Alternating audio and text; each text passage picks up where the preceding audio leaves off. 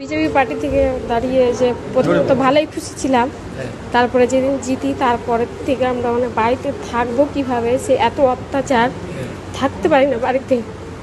এই যে আমার ছোট বাচ্চা, বাচ্চাকে নিয়ে রাত্রের মধ্যে বেরোতে হয়েছে আমাদেরকে।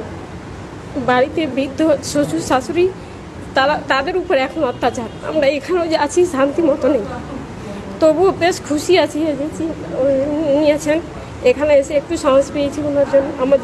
আমাদের কাছে উনি আমার বাবার মতো। এই বলছি যাতে আমরা সুস্থ মতো থাকতে পারি, এই ব্যবস্থাটা আপনারা করুন। আপনারা কতজন আছেন এখানে? 30 জন। আপনারা কি ঘরে যেতে চান এখন?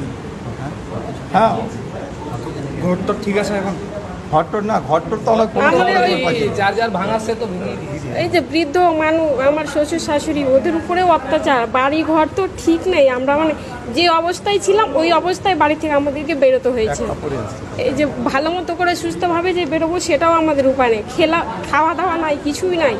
যে অবস্থায় ওই অবস্থায় আমরা রাতের অন্ধকারে বেরিয়েছি।